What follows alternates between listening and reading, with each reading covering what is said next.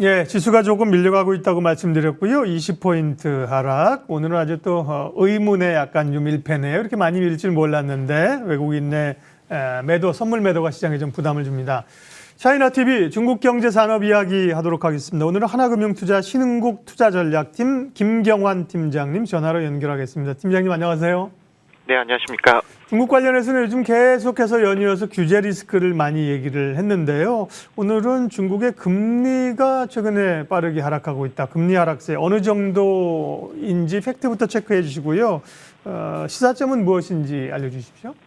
네, 저희가 오늘 금리 얘기를 좀 드리는 거는 사실 채권 관점이 아니라 주식시장 보시려면 중국의 장기금리 하락이 반영하는 것들이 복합적으로 있고 주식시장 관점에서 좀 불편하기 때문에 금리가 반영하는 것들 좀 얘기를 드리고 그거 차원에서의 주식시장 전략 얘기도 좀 말씀드리도록 하겠습니다. 일단 최근에 금리가 좀 상승해야 된다고 저는 주장을 하고 있는 게 기본적으로 중국이 3월 고점 이후에 중국 금리가 계속적으로 좀 빠지고 있습니다. 그래서 중국이라는 나라가 일단 어찌됐건 팬데믹 이후에는 약간의 이제 방역을 먼저 성공하고 긴축도 좀 먼저 한 다음에 서비스업 회복이나 이런 걸 좀 먼저 일찍 기다리는 입장이다 보니까 이 하락세 자체가 조금 불편하다는 거고요. 3월달 고점이 이제 중국 국채금리 10년물 금리로 기준으로 3.3% 정도였었는데 5개월 연속 지금 하락해가지고 8월 첫 주에 2.8%까지 지금 빠졌습니다. 그래서 거의 팬데믹 직후 수준까지 지금 다시 하락을 좀 한 상황이고요.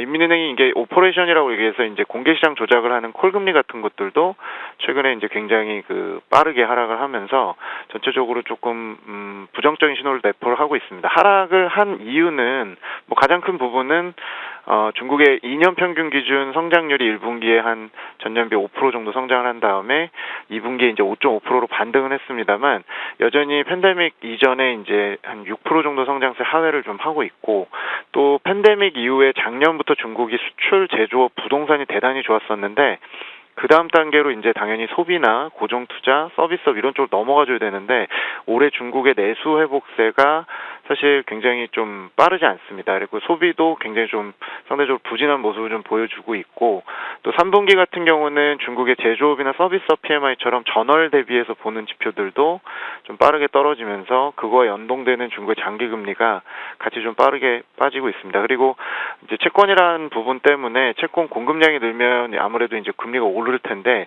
상반기에 중국 정부 재정 정책을 좀 소위 말해 좀 짜게 쓰면서 이런 것들도 발행이 줄다 보니까 상대적으로 금리가 좀 밀리는 그런 모습을 좀 보여주고 있습니다.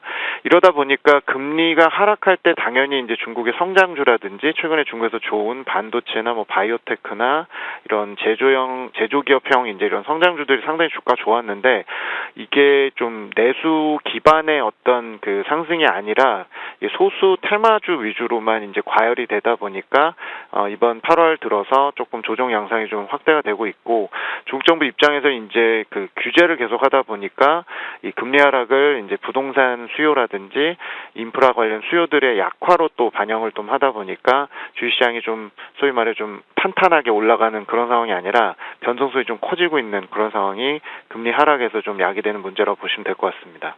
네, 중국 정부가 지준율 인하하고 물가가 사실 그동안 생산자 물가가 급등하면서 물가에 대한 부담이 꽤 있지 않았습니까? 그런데 생각보다는 이제 진정이 좀 되는 모양입니다. 그런데 인플레이션 우려를 했어요. 그런데 물가가 좀 안정되고 금리가 안정된다는 거는 오히려 한편으로 보면 시장 측면에서는 도움이 되는 거 아닌가요? 금리 하락과 관련된 중국 증시 투자 전략은 어떻게 가져가야 되나요?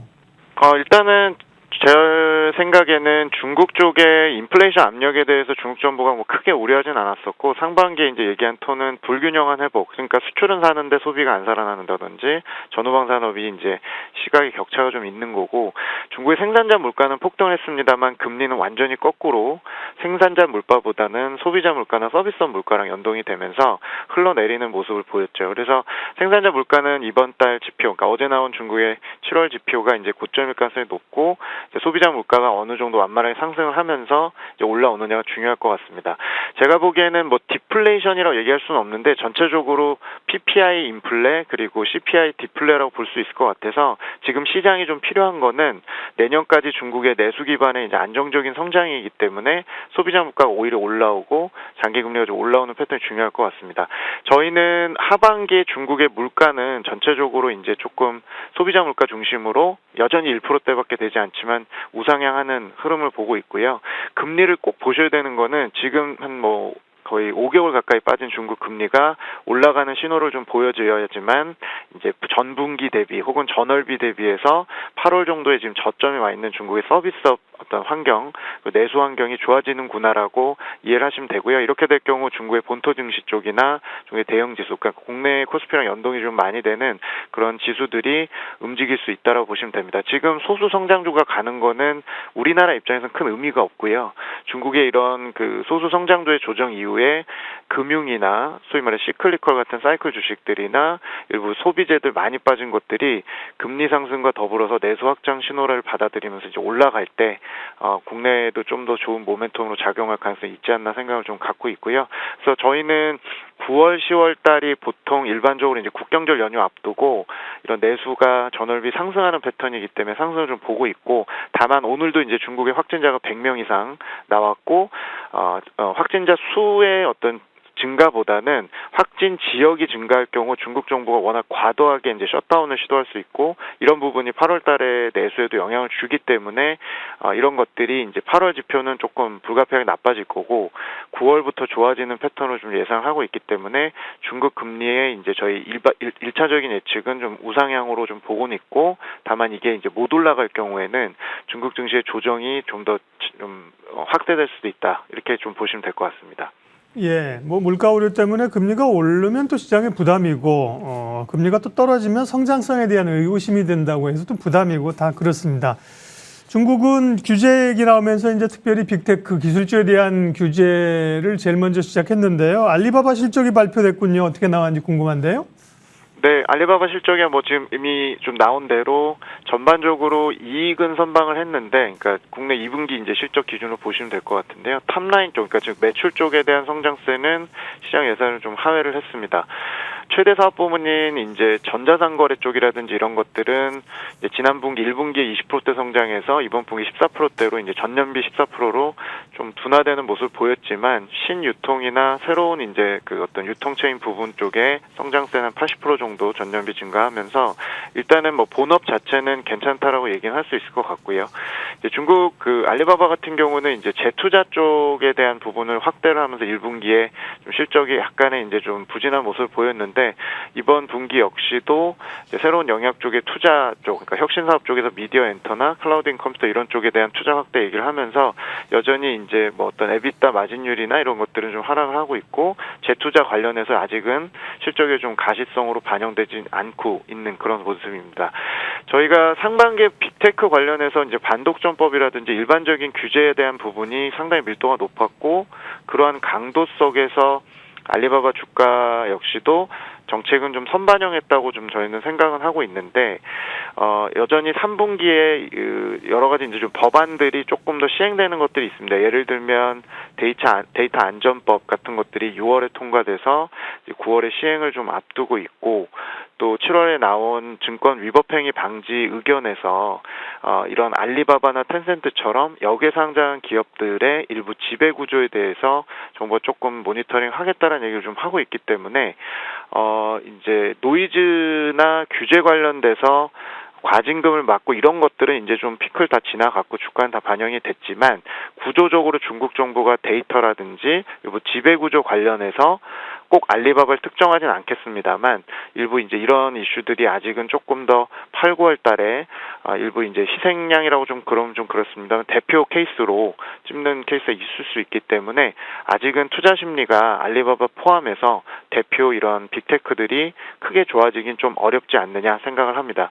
다만 알리바바 실적이 이제 저희가 실적에 대한 어떤 부분보다 본토 대비해서 이제 홍콩의 이런 빅테크나 항생테크 관련된 인덱스에 들어간 어떤 대표 종목들의 전반적인 이제 그런 격차가 조금은 3분기에 계속적으로 축소될 걸로 저희는 생각을 좀 하고 있기 때문에 지금 현재 시점에서 알리바바를 공격적으로 비중 확대할 필요는 없겠습니다만, 기존에 가지고 계시는 이제 고객들의 경우에는 조금 천천히 좀 지켜보시면서 소폭 반등하는 기회를 좀 더 다시 보자라고 일단 말씀을 좀 드리고 있는 상황입니다. 네.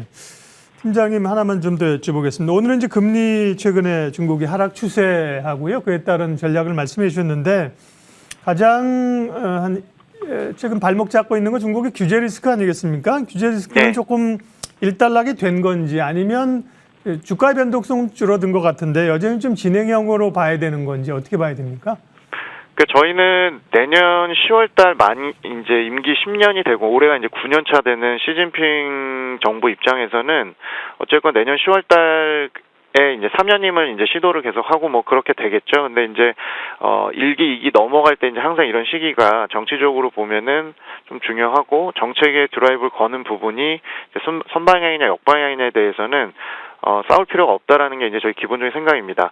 규제 카드들은 대부분 다 나와 있습니다. 반독점법, 뭐 데이터 안전법, 아까 말씀드린 그런 위법행위 관련된 부분들이나 지금 교육이나 이런 이제 의료 같은 특정 일부 산업에 대해서 이제 조금 강하게 이미 나와 있기 때문에 카드는 다 나와 있는데 아직까지 깊이나 밀도에 대해서는 확인이 안 된 것들도 좀 있는 상태입니다. 그래서 결론적으로는 기술적인 부분은 본토의 일부 소수 성장주 과열이었고 나머지 이제 홍콩 이런 쪽이 공포에 이제 상당 부분 반영이 된 것들은 간극이 좀 축소되는 흐름을 하반기에 보고는 있고요. 정책에 대해서는 이번 11월 전에 있는 마지막 당대회, 그러니까 집권 2기의 9년차 있는 마지막 당대회 전까지는 아직까진 규제에 약간의 여지는 남아있지 않나 생각을 하고요. 주가는 이미 좀 내성이 생겼다고 보실 수도 있지만 지배구조라든지 이런 조금 더 약간 깊이 있는 부분들이 아직은 좀 있기 때문에 지금 저가 매수 기회로 굉장히 공격적으로 확대할 때 아니라는 의견 좀 일관되게 말씀을 드리고 10월 말에 있는 당대회 전까지는 조금 신중하게 좀 지켜보면서 이렇게 급하게 움직이실 필요는 없고요. 궁극적으로 내년에는 규제에서 좀 자유롭고 제조업 쪽에 좀 특화된 정책 부양을 쓰고 있기 때문에 이제 본토의 일부 이제 성장주나 과창판 같은 지수들이 좀 조정을 받으면 내년에 이제 조금 본토 위주로 이제 CSI 300이나 과창판, 심천 이런 시장에 대해서 확대하는 기회로 좀 준비를 하면서 시장을 좀 지켜보자는 얘기를 좀 드리고 있습니다. 그래서 저희는 홍콩 ADR 이런 쪽은 계속 줄이고 장기적으로 줄이고 본토를 내년까지도 계속 확대해야 된다라는 의견을 좀 길게 드리고 있습니다. 예, 중국 증시 최근 이슈하고 투자 전략 세웠습니다. 하나금융투자 신흥국 투자전략팀 김경환 팀장님 함께했습니다. 고맙습니다. 네, 감사합니다.